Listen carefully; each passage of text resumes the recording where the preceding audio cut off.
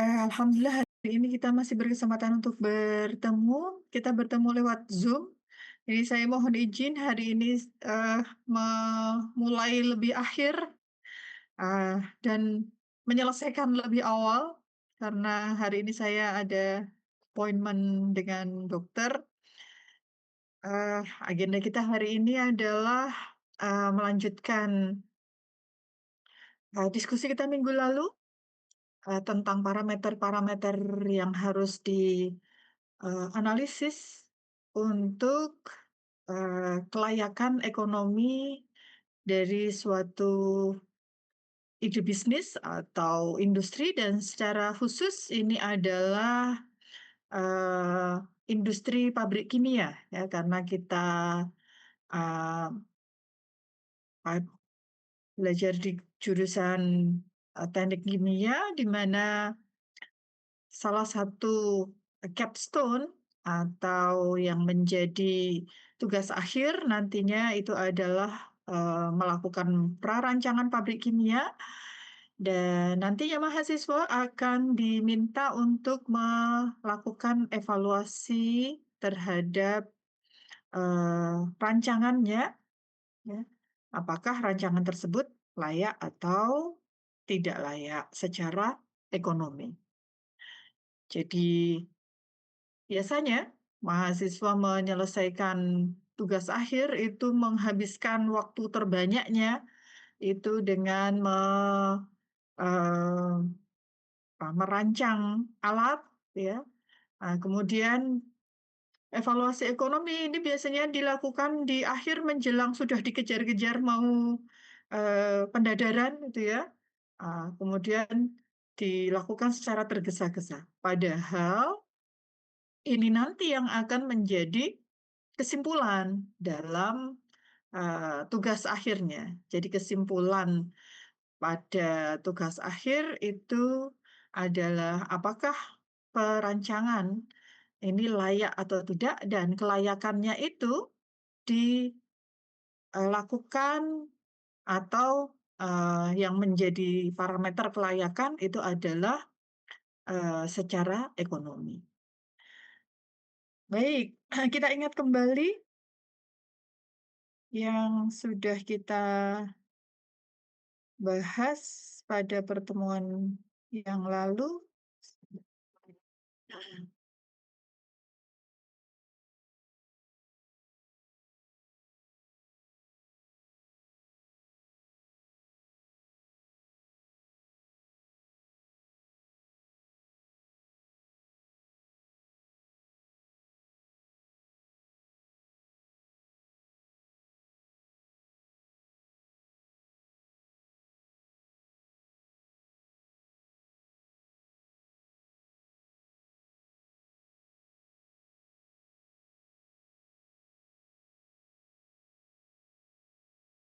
Oh, ini kok nggak muncul. Oke. Sudah terlihat ya? Sudah, Ibu. Ya, baik. Ya, kita ingat kembali, ah, ini ya, beberapa parameter yang kita gunakan untuk, melakukan feasibility analysis atau analisis kelayakan ada yang pertama adalah, persen return on investment atau ROI, return on investment yang dinyatakan dalam persen. Ingat bahwa ROI itu semakin besar, semakin, menarik ya, semakin bagus, karena ini artinya adalah, eee, keuntungan dalam setahun itu bisa, digunakan untuk mengembalikan modal ya, persen keuntungan dalam setahun yang bisa digunakan untuk mengembalikan modal. Jadi semakin banyak, keuntungannya, maka ROI-nya semakin tinggi, ini. Nah, eee, perlu dilihat, kemarin saya tampilkan yang, sebelah kiri ya, dari buku Arias Newton itu ada risiko rendah dan risiko tinggi. Nah, kalau dari buku yang lain, ini adalah Phil Brand, itu ada 3 eee, kategori. Ada rendah, menengah, dan tinggi. Ya, sehingga di sini kita harus menentukan dulu bisnis atau pabriknya itu berada pada risiko yang mana. Nah, kemudian kita akan menggunakan standar persen ROI minimum ya yang eh, menjadi menjadi standar kelayakan. Nah, sehingga kalau hasil ROI kita lebih tinggi daripada ROI minimum, maka layak. Kalau lebih rendah, maka tidak layak. Nah, yang berikutnya adalah POT atau payout time. Payout time adalah waktu yang diperlukan untuk mengembalikan modal. Nah, sehingga semakin lama, semakin nggak bagus ya kalau ini. Jadi semakin tinggi nilainya, ini semakin nggak bagus. Sehingga di sini yang menjadi standar itu adalah waktu maksimal. Ya, karena semakin sedikit semakin bagus kan. Nah, sehingga ada maksimalnya. Nah, untuk industri kimia secara umum, pada pabrik berisiko rendah itu 5 tahun, untuk pabrik berisiko tinggi itu adalah 2 tahun. Yang berikutnya adalah break even point dan shutdown point. Ya, kita bisa menghitung dengan persamaan ini, ya. Dan kalau persamaan ini kita plotkan menjadi grafik, kita akan memiliki grafik seperti ini ya, di mana di sini kalau kita menghitung BEP dan SDP menggunakan persamaan, maka ini adalah hasilnya harusnya sama dengan yang didapatkan dari gambar. Gitu ya. Yang didapatkan dari gambar, ini hasilnya mestinya sama dengan yang didapatkan dari hasil perhitungan. Nah, mengulas sedikit, di sini ada beberapa eh, biaya ya yang kalau dijumlahkan itu akan menjadi total cost. Jadi total biaya itu terdiri dari tiga eh, tiga bagian ya, yaitu adalah annual fixed cost, annual variable cost, dan annual regulated cost. Jadi di sini perhitungan BEP dan SDP itu didasarkan pada eh, biaya tahunan, gitu ya, sehingga lambangnya di sini adalah FAVARA. A di sini adalah menyatakan annual atau ini adalah biaya tahunan. Nah, sekarang kita lihat di sini fixed cost atau annual fixed cost ini adalah biaya tetap dari namanya. Kita sudah tahu bahwa ini adalah biaya tetap. Terlihat di sini bahwa tidak ada perubahan nilai FA terhadap tingkat produksi atau persen kapasitas. Mau produksi full pada 100% kapasitas atau pada 50% kapasitas atau bahkan ketika tidak berproduksi ya. Jadi biasanya dalam 1 tahun, kalau 1 tahun kalender normal itu ada berapa hari? Berapa hari? 1 tahun? 365, Bu. Berapa? 1 tahun ada 12 bulan. Ya, 12 bulan, 1 bulan rata-rata 30, ada yang 31. Tapi ada juga yang 28 ya. Nah, kadang-kadang 29, 4 tahun sekali. Rata-rata kita bisa mengatakan 1 tahun itu adalah berapa hari? 365. 365 hari. Itu adalah hari dalam kalender normal. Nah, pabrik yang beroperasi itu biasanya akan ada yang namanya overhaul atau eh, perbaikan ya, servis, kemudian perbaikan itu bisa sampai 1 bulan. Gitu. Sehingga biasanya dalam eh, perhitungan tahun di beroperasinya pabrik itu adalah 330 hari. 330 hari per tahun. Nah, sehingga dalam 1 tahun itu ada kondisi ketika tidak beroperasi karena sedang maintenance ataupun servis ya. Nah, meskipun tidak beroperasi, nah berarti kan tidak apa namanya, kapasitasnya adalah 0% ya, karena tidak ada yang diproduksi, tingkat produksinya 0, namun juga fix cost-nya itu adalah tetap sama sebesar ini. Pada 0 itu sebesar ini, pada 20% sebesar ini, 100% juga sebesar ini. Nah, sehingga kalau dibuat grafik ini adalah berupa garis horizontal ya. Ini adalah fixed cost. Nah, sekarang kita lihat apa saja yang meliputi fixed cost ini ya. Ada depresiasi, ya, kemudian ada pajak kekayaan, asuransi dan sewa ya. Jadi biaya-biaya ini tetap harus dibayarkan ketika pabrik beroperasi maupun tidak beroperasi ya. Sewa itu tetap harus dibayar ya, depresiasi tetap harus dibayarkan ya, karena ini adalah apa, untuk eee, apa, jadi peralatan itu adalah mengalami penurunan harga ya, sehingga kita perlu menyediakan biaya untuk depresiasi. Pajak juga tetap harus dibayar, baik beroperasi maupun tidak beroperasi. Nah, berikutnya ada yang kita sebut sebagai variable cost ya, variable cost. Ingat dalam grafik ini ya, variable cost besarnya adalah mulainya bukan dari 0 di sini, tetapi mulainya adalah dari FA di sini ya, dari sini ke sini.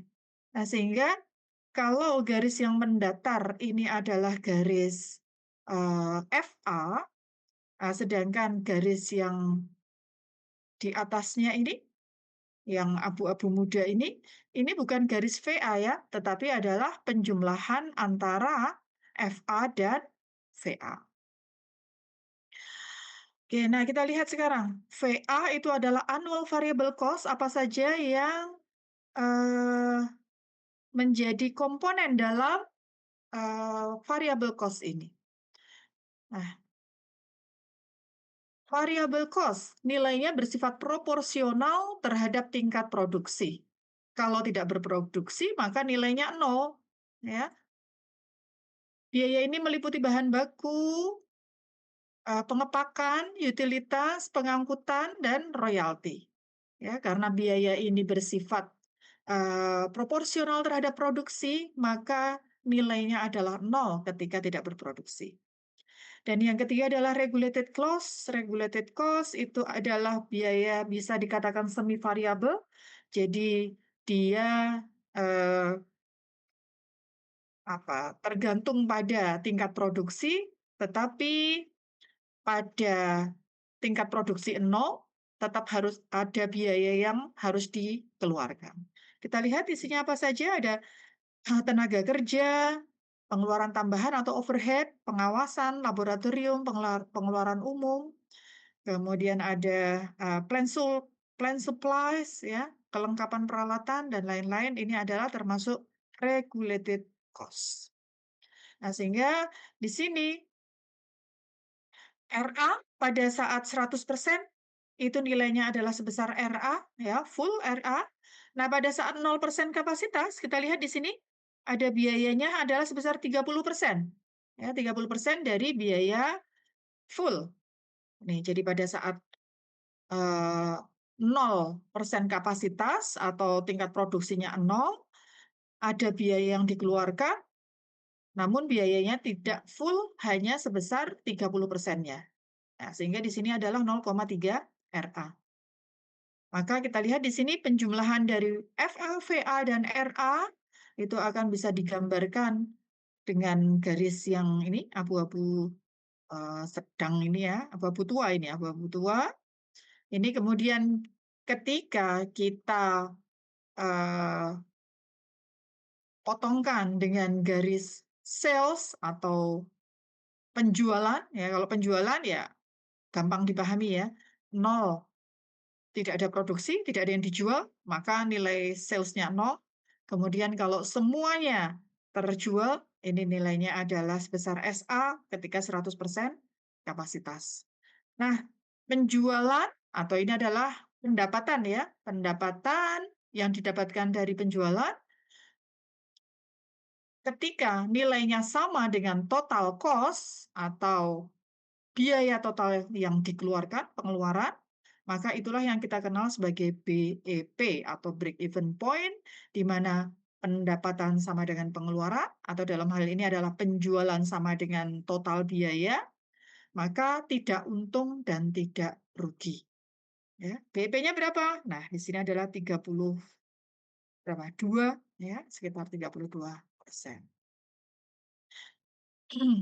Nah, kita lihat di sini di kanan BEP, di kanan BEP ini garis yang hitam, sales lebih tinggi dibandingkan dengan garis abu-abu. Nah, karena penjualan atau pendapatannya lebih tinggi daripada pengeluaran, maka kita mendapatkan untung. Ya, kita mendapatkan untung di atas BEP atau di sebelah kanan BEP. Jadi ketika nilainya lebih dari 32%, itu pabrik untung. Tapi kalau di bawah BEP, kita lihat garis abu-abu lebih tinggi daripada garis hitam. Garis abu-abu adalah pengeluaran, garis hitam adalah pendapatan. Nah, ketika lebih besar pasak daripada tiang, ya, lebih besar pengeluaran dibandingkan dengan pendapatan, maka rugi.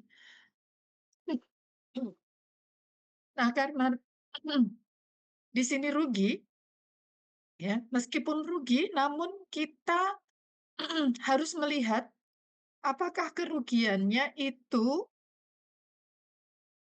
kerugian menjalankan pabrik dengan kerugian menutup pabrik. Itu mana yang lebih besar? Ketika kerugian menjalankan pabrik itu lebih kecil dibandingkan dengan kerugian menutup pabrik, maka sebaiknya pabrik dijalankan. Ya, rugi, nah, tapi tetap jalan. Kenapa? Kalau ditutup, ruginya lebih besar. Ya, ini. Nah, sehingga kita mengenal ada yang namanya SDP, di mana SDP ini adalah kondisi di mana pabrik dijalankan, itu ruginya sama dengan pabrik ditutup. Ya, ini kita lihat pada saat SDP, ya, ruginya adalah dari sini ke sini, ya, sebesar ini. Selisih antara penjualan dengan total cost. Ya, ini adalah total cost-nya, ini adalah penjualannya. Jadi sepanjang ini kerugiannya atau sebesar ini kerugiannya. Nah, kita lihat kerugian sebesar ini adalah sama dengan sepanjang ini, ya, sama dengan FA. Jadi SDP itu adalah kondisi di mana kerugiannya adalah sebesar FA. Nah, pabrik dijalankan rugi sebesar FA, pabrik ditutup juga harus membayar FA. Ya. Nah, sehingga pabrik dijalankan ataupun ditutup itu sama-sama rugi sebesar FA, maka inilah saatnya menutup pabrik. Ya. Kita lihat kalau di bawah SDP bagaimana? Di bawah SDP ruginya lebih besar lagi, ya. Ruginya lebih besar dibandingkan dengan pabrik ditutup. Nah, tentunya sama-sama rugi kita milih yang kerugiannya lebih kecil, ya. Sehingga inilah titik SDP di mana kerugiannya adalah sebesar FA. Nah, karena kita mencari kondisi yang ruginya sebesar FA, maka kita bisa menggunakan eh, apa? Sifat dari jajaran genjang, ya, sifat dari jajaran genjang, yaitu dengan membuat garis bantu yang sejajar dengan sales, sales yang hitam ya, kita buat garis bantu sejajar sales, ini yang garis dash line ini atau yang putus-putus, dimulainya adalah dari FA. Kalau sales kan dimulainya dari nol, ya. Kalau ini adalah dimulainya dari FA, kita buat sejajar, ya. Ini garis yang putus-putus sejajar dengan garis hitam. Nah, perpotongannya dengan total cost ini adalah titik SDP, ya. Nah, kita lihat di sini selisih antara penjualan dengan pengeluaran di SDP ini adalah sama panjang dengan FA, ya. Sehingga artinya kerugian menjalankan pabrik sama dengan kerugian menutup pabrik. Baik, nah kita sudah membahas tentang ROI, POT, BEP, dan SDP, di mana parameter-parameter tersebut tidak memperhitungkan adanya time value of money. kita ingat ya dulu ketika awal kuliah kita membahas tentang time value of money, bahwa, eee, nilai uang itu berubah terhadap waktu. Semakin lama nominal yang sama itu, nilainya akan berkurang, ya secara umum itu berkurang. Nah, sehingga 4 parameter tersebut belum memperhitungkan atau belum mengakomodasi adanya time value of money, ya. Nah, yang berikutnya itu adalah, ini sudah kita bahas kemarin ya, apa yang kita kenal sebagai discounted cash flow rate of return atau yang dikenal sebagai DCFRR, atau kadang ya disingkatnya adalah, DCFR saja, ya. R-nya adalah rate of return. Nah, ini adalah pendekatan untuk mengevaluasi keuntungan dengan mengakomodasi adanya time value of money, ya. Nah, kenapa ini perlu kita, bahas juga, karena kemarin kita sudah bahas ini ya, bahwa dalam perjalanannya pabrik itu umurnya panjang, ya. Sebelum beroperasi ini sudah dimulai, konstruksi, pembebasan lahan, dan seterusnya. Nah, kemudian pabrik akan berjalan selama waktu atau umur alatnya ya biasanya adalah, 10 tahun. Ini di sini adalah akhir umur proyek, itu bukan berarti kemudian proyeknya selesai, berhenti ya. Tapi kemudian perlu dilakukan, renew ya, meremajakan alat lagi ya, sehingga kemudian ini buat akhir umur proyek atau akhir umur alat itu adalah 10 tahun ya, sehingga ini adalah perjalanan yang panjang di mana nilai uang akan berubah dalam perjalanan pabrik, ya, ini. Nah, sehingga kita perlu memperhitungkan adanya, penurunan nilai uang ini. DCFRR ini kadang-kadang juga disebut sebagai internal rate of return atau IRR. Nah, ini, eee, apa,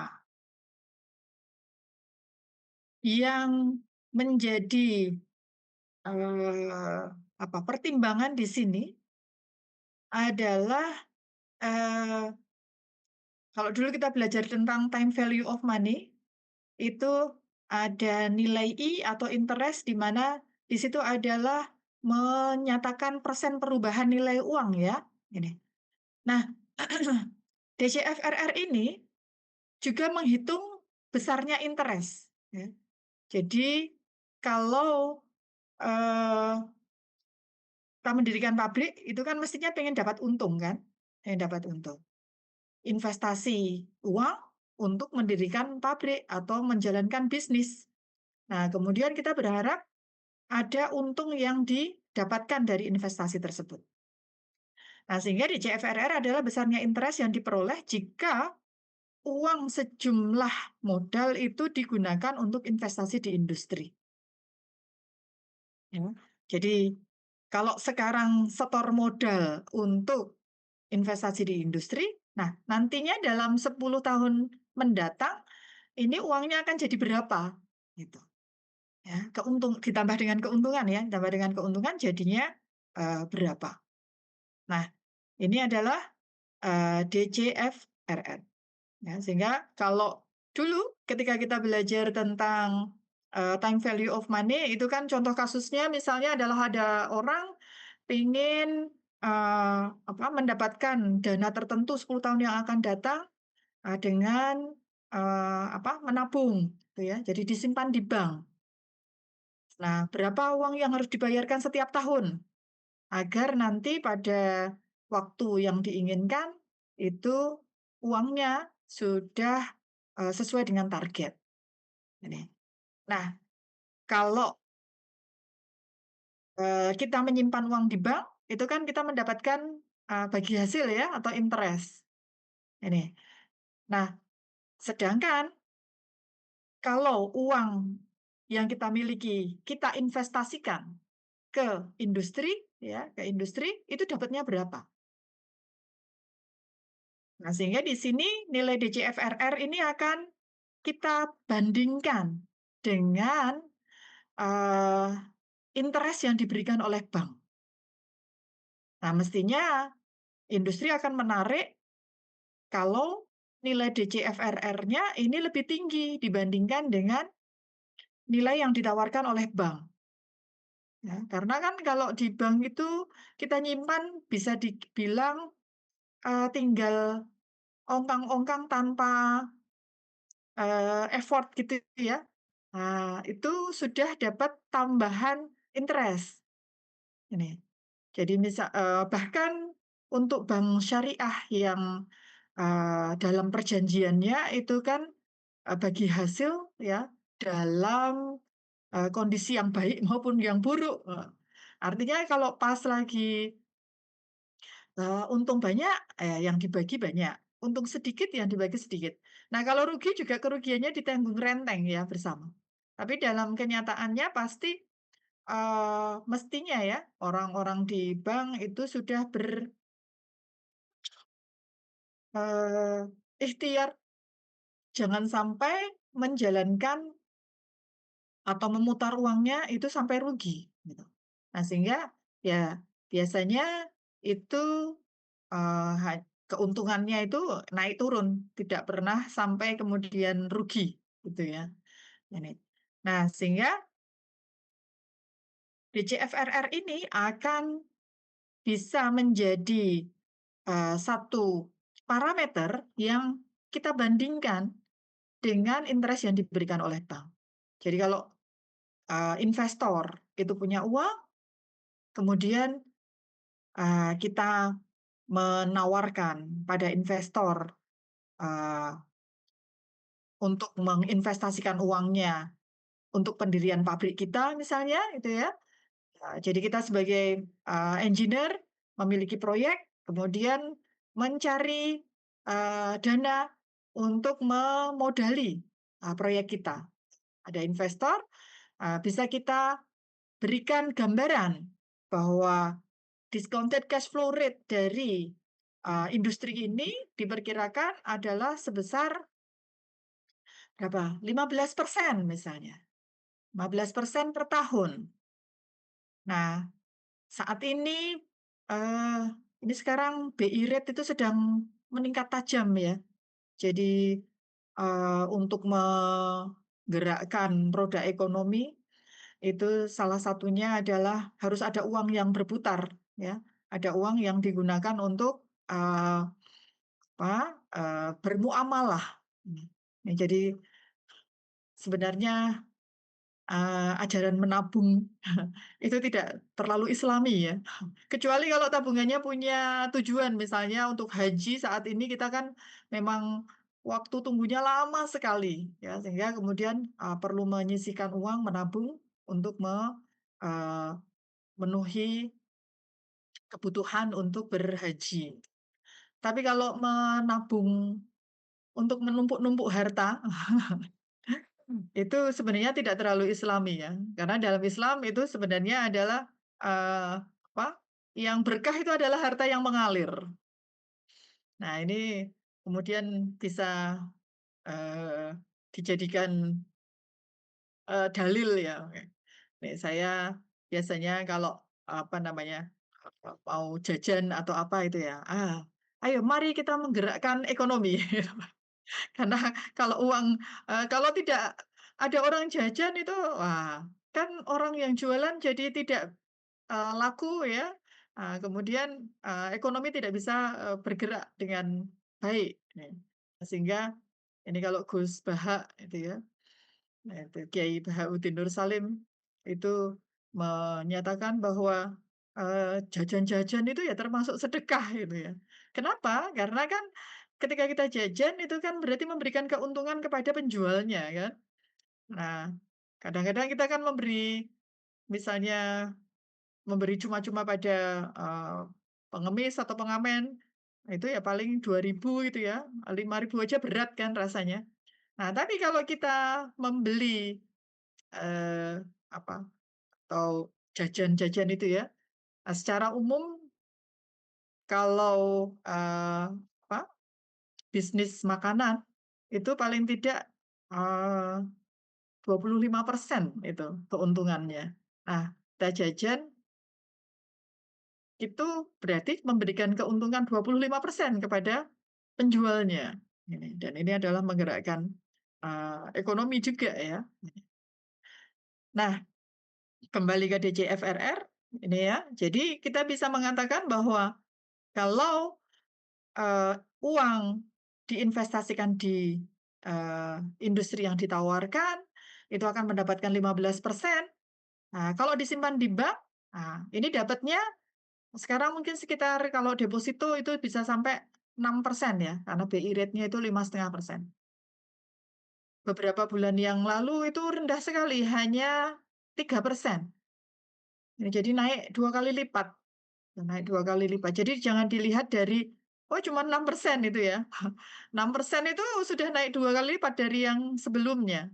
Jadi kalau kita punya, eee, dana nganggur berapa, eee, 1.000.000.000 gitu ya, 1.000.000.000 kemudian didepositokan. Nah, itu 1 bulan bisa dapat 5 juta ya, karena kan 6% per tahun, 6% bersih itu misalnya, atau, kalau potong pajak ya berarti dikurangi 20% ya.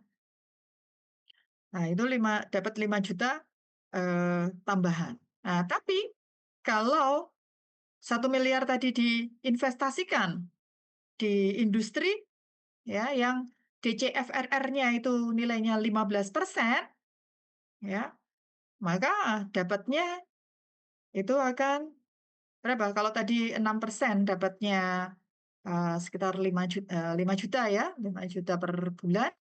Nah, kalau 15%, nah berarti adalah berapa? 150 juta dibagi 150 juta per tahun, dibagi 12 karena per bulan ya. Nah, berarti ini akan dapatnya, lebih dari 10 juta per bulannya. Ini. Nah, sehingga kan ini menjadi menarik, ya. Oh, berarti akan lebih baik diinvestasikan untuk memodali industrinya atau memodali bisnisnya, ya. Karena kalau disimpan di bank saja itu hanya dapatnya 6%. Ya sebenarnya kalau disimpan di bank itu juga diputarkan ya, uangnya itu kan dalam akadnya itu adalah, kita menyimpan ada 2 macam sih kalau di bank syariah itu, ada yang berbasis wadiah, kemudian ada yang, berbasis, musyarakah gitu ya. Ya, yang, sudah pada ambil kuliah kewirausahaan syariah ya. Nah, diingat kembali ada beberapa akad itu kan. Jadi kalau, kita menabung di bank itu kita bisa memilih yang akadnya adalah titipan ya, heeh, atau yang, memang diputarkan oleh bank ya, uangnya kalau titipan berarti bank nggak boleh make gitu. Nah, ada juga yang, eee, apa, kita titip kemudian diputarkan oleh bank. Nah, sama-sama diputarkan atau sama-sama diinvestasikan, kenapa kita dapatnya kecil di bank? Ah, ya bagi-bagi kan ada kita tidak melakukannya sendiri ya, kita tidak melakukannya sendiri, tapi ada bank yang menjalankan, maka kemudian kita mendapatkan bagian.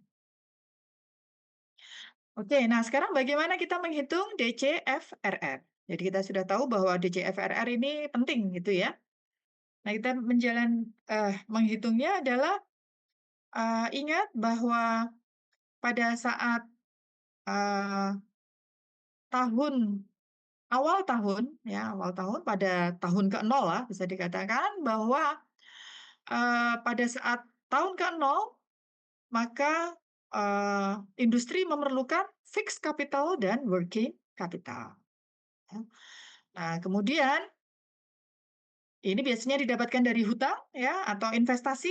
Nah selanjutnya ketika pabrik mulai berjalan ini ya. Nah, ketika pabrik mulai berjalan, nah ini adalah investasinya pada saat ke-0, ini adalah, cash flow pabrik minus, karena kan ini kan hutang, ya. Nah, kemudian seiring berjalannya waktu, ada keuntungan yang kemudian digunakan untuk membayar hutang, ya, ini. Jadi ada cash flow ya, ada cash flow, selama perjalanan, operasi pabrik. Nah, cash flow tahunan ini bisa dihitung sebagai berikut, yaitu profit after tax atau keuntungan setelah pajak, ditambah depresiasi, ditambah finance. Ya, ini adalah annual cash flow. Ya. Ini depresiasi ini termasuk dihitung karena kan ini biaya yang kita sisihkan atau kita sediakan, tapi kan belum akan dipakai. Ya, jadi ini akan menjadi cash flow. Jadi ada apa? Profit, kemudian depresiasi dan finance. Nah, kemudian ketika, pabrik setelah berjalan 10 tahun, ya, ini adalah, eee, akhir proyek, ya, di sini, maka pada akhir proyek ini masih ada tanahnya masih ada, kemudian salvage value atau nilai sisanya masih ada, ya, dari peralatan itu bisa jadi rosokan, kemudian modal kerja ini kembali, ya, di akhir proyek atau di akhir umur alat, working capital, modal kerja ini akan kembali. Nah, sehingga pada saat akhir ini akan ada annual cash flow, ada working capital, dan ada salvage value, ya. Ini, salvage value biasanya diambil, sebesar 10% dari, fixed capital, ya, sedangkan umur alat diasumsikan adalah 10 tahun. Nah, sekarang kita lihat, ya, ini timeline-nya, ini adalah tahun ke-0, kemudian ini adalah tahun ke-N, berarti ini adalah tahun akhir umur alat. Jadi kalau umur alatnya adalah 10 tahun, maka di sini adalah 0, 1, 2, 3, 4, 5, 6, 7, 8, 9, dan terakhir adalah 10. Nah, pada tahun ke-0, maka ini ada, modal, ya, ada fixed capital dan working capital. Nah, setiap tahun ini ada cash flow yang terdiri dari profit after tax, depresiasi, dan finance. Ini tahun pertama, tahun kedua, tahun ketiga, dan seterusnya sampai tahun ke-9. Dan pada tahun ke-10, ini ada cash flow tahun ke-10, kemudian ada working capital yang kembali, dan salvage value atau nilai sisa pada akhir umur alat. Ini ya. Nah, sehingga kita akan menentukan, eee, apa namanya, DCFRR ini, dalam hal ini adalah dinyatakan sebagai I ya, interest, ini bisa dengan 2 cara, future value analysis atau present value analysis, ya, ini. Nah, kalau menggunakan future value analysis, maka semua nilai ini dibawa ke tahun ke-10. Dibawa ke tahun ke-10.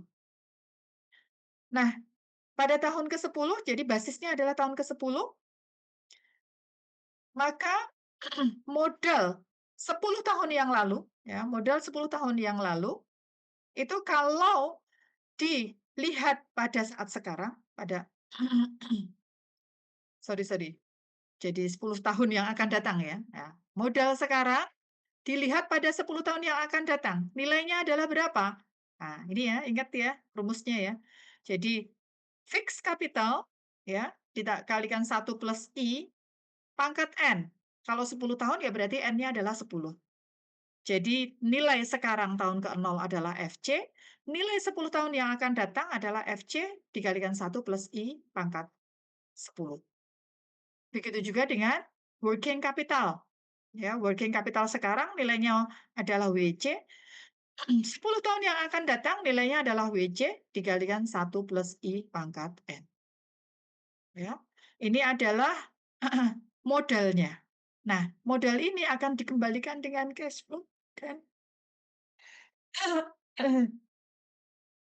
ini ya, ini adalah cash flow pada tahun pertama, ya. Cash flow pada tahun pertama, maka 10 tahun yang akan datang itu, ah, akan disimpan selama 9 tahun, ya, 9 tahun. Jadi ini cash flow yang tahun pertama, pada tahun ke-N ini berarti akan tersimpan selama 9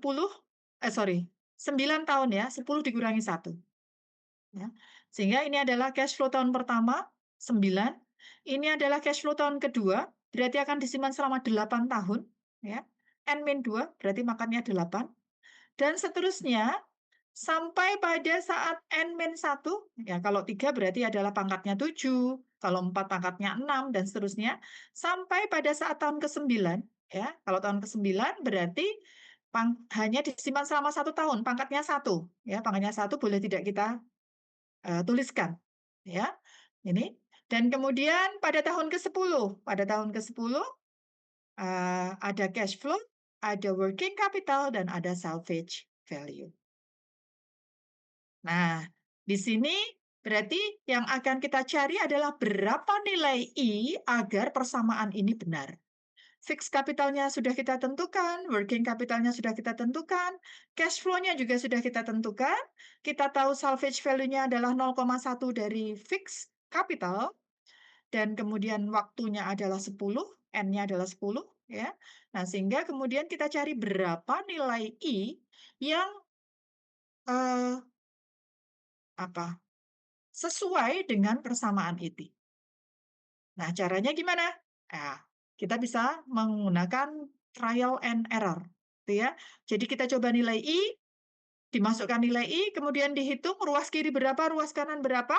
Kalau ruas kiri sama dengan ruas kanan, berarti I yang kita masukkan itu benar. Kalau tidak, gimana? Cari nilai I yang lainnya. Ya, trial and error. Kadang-kadang and error, and error, and error, gitu ya. Sampai didapatkan nilai yang benar. Nah, kalau kita mengerjakan dengan bantuan komputer, kita bisa menggunakan metode Newton-Raphson, ya, untuk mencari nilai I, atau kalau menggunakan Pak Excel, ya, di Excel itu ada fasilitas Goalseek. Ya, jadi mencoba nilai I dan kemudian kita klik Goalseek, maka nanti Excel akan menghitung berapa nilai I yang benar untuk ruas kiri maupun ruas kanan itu adalah sama. Ini adalah future value analysis. Nah, kita juga bisa menggunakan present value analysis. Ya, present value analysis berarti semuanya adalah ditarik di masa sekarang. Ya, ditarik di masa sekarang. Ini masa sekarang yang keluarkan adalah FC plus WC, fixed capital dan working capital. Ya, ini saat ini adalah sama dengan, nah, ini cash flow pada tahun pertama, ya, ini kan akan didapatkan 1 tahun yang akan datang, tapi dihitung sekarang, ya, dihitung sekarang, ini berarti adalah dibagi dengan 1 plus I, dan seterusnya. Nah, kalau kita bandingkan ya, yang future value analysis dengan present value analysis sebenarnya adalah sama. Coba kita lihat, kalau semua ruas kiri dan ruas kanan itu dibagi dengan faktor ini, 1 plus I pangkat N. Ya, semuanya dibagi dengan 1 plus I pangkat N semuanya. Nah, maka ruas kiri di sini kan akan menjadi FC kalikan 1 plus I pangkat N dibagi dengan 1 plus I pangkat N. Jadinya adalah FC. Begitu juga dengan WC. Ya. Adapun ini, C kalikan 1 plus I pangkat N min 1 dibagi dengan 1 plus I pangkat N. Maka jadinya adalah C per 1 plus I. Ya, tahun pertama pangkatnya 1, tahun kedua pangkatnya 2, tahun ketiga pangkatnya 3, dan seterusnya. Tahun ke-9 berarti pangkatnya 9, dan tahun ke-10 pangkatnya adalah 10. Ya, jadi hasilnya adalah sama, mau pakai future value analysis atau present value analysis, ini adalah sebenarnya 2 persamaan yang identik ya, hanya saja sudut pandangnya berbeda. Ini kita melihat nilai 10 tahun yang akan datang, sedangkan ini adalah nilai saat ini. Oke, nah sebagai latihan, silahkan ini dicoba.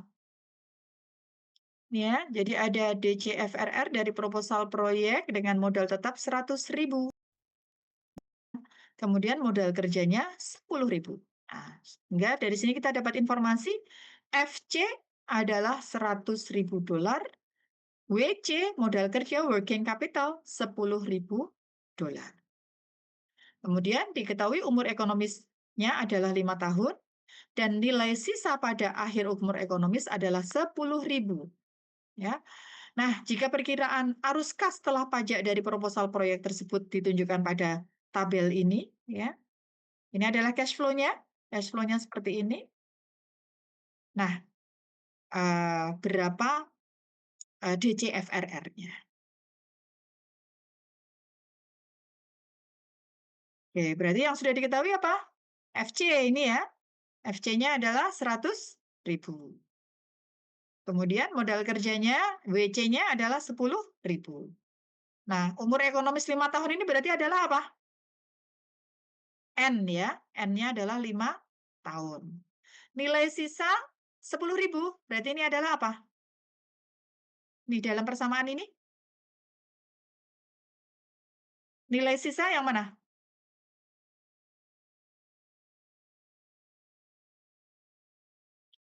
Nilai sisa itu bahasa Inggrisnya adalah salvage value. Ya, kalau disingkat itu menjadi SV. Ya. Kemudian cash flow-nya, nah cash flow-nya ternyata beragam ini ya. Ada ini berarti C1, C2, C3, C4, C5. Ya. Nah, berarti kalau kita eh, gunakan persamaan ini ya, bisa menggunakan future value analysis, bisa menggunakan present value analysis. Ya, nanti dicoba dua-duanya ya, dicoba semuanya. Bagaimana kalau menggunakan future value analysis dan present value analysis. Nah, kita lihat di sini FC-nya sudah tahu, yaitu tadi adalah berapa? 100.000 dolar. Ya. Kemudian WC-nya juga tahu, yaitu adalah 10.000 dolar. Ini ya. Terus kemudian N-nya juga sudah tahu, yaitu adalah 5, N-nya 5. Kemudian salvage value-nya itu adalah 10.000. Ya, SV-nya adalah 10.000. Ya, WC-nya tadi sama 10.000. Ya, SV-nya juga 10.000. Nah, sedangkan C-nya itu beda-beda. Ya, untuk tahun pertama yang di sini, berarti nilai C di sini adalah berapa? 30.000. Ya. Kemudian C tahun kedua ini adalah 31.000, tahun ketiga 36.000, tahun keempat 40.000 dan tahun kelima adalah 43.000. Ya. Berarti ini tinggal dimasukkan saja di sini. Pada tahun pertama tadi 30.000 C-nya. 30.000 kalikan 1 plus I, pangkatnya N-1. Berarti N-nya adalah 5, dikurangi 1 berarti adalah 4. Ya. Tahun kedua, C-nya adalah berapa? 31.000. Ya, berarti C di sini adalah 31.000. Kemudian N-nya 5 dikurangi 2 berarti pangkatnya adalah 3. Ya. Kemudian tahun ke-3, 36.000, berarti C-nya adalah 36.000. Ya. 36.000. Kemudian N-nya berarti adalah 5 min 3, pangkatnya berarti adalah 2. Dan tahun keempat, ya, tahun keempat berarti adalah ini, C-nya adalah 40.000, ya, kalikan 1 plus I, pangkatnya adalah 5 min 1 atau pangkat 1 ya. Dan tahun kelima, C-nya adalah 43.000 di sini, 43.000 ditambah dengan WC ditambah dengan SV. Ya. Ini. Nah, sehingga kemudian dengan data tersebut kita akan mencari berapa nilai I yang memenuhi persamaan. Ya. Bisa juga dengan menggunakan present value analysis.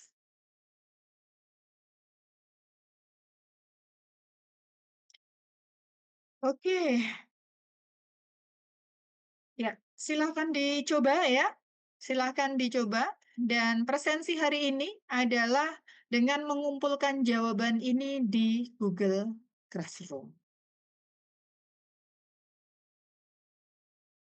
Oke, jadi itu untuk hari ini. Saya mohon izin untuk mengakhiri lebih awal ya, karena saya harus ke dokter. Silahkan nanti, presensi dengan mengumpulkan, jawaban dari ini. Hmm. Sebelum saya akhiri, kalau ada yang mau ditanyakan, silahkan.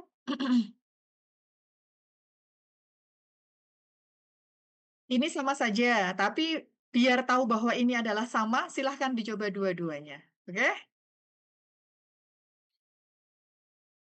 Ibu, Baik, ya, itu nanti mengerjakannya ditulis tangan aja apa iya pakai Excel? dong, ditulis tangan. Jadi ngitungnya boleh pakai Excel boleh, tapi mengerjakannya tulis tangan, ya, Baik Ibu, terima kasih. oke. Nah, biar lebih menantang nanti kan kalian pasti lebih mudah mengerjakan dengan tulis tangan ya. Sorry, mengerjakan dengan perhitungannya dengan, apa, bantuan, komputer, pakai Excel atau apa, spreadsheet yang lain. Nah, ini kan di sini ada, modal tetapnya sudah tertentu dan sama semuanya ya. Nah, kalau ini nanti sudah, eee, perhitungan di Excel-nya sudah, oke ya, nah nanti silakan hitung lagi ya dengan eee, jangan jangan dihapus yang sebelumnya, tapi di-copy, kemudian hitung lagi dengan modal tetapnya adalah mengikuti nomor, eee, induk mahasiswa masing-masing. Kalian tuh kan nomor induk mahasiswanya berapa?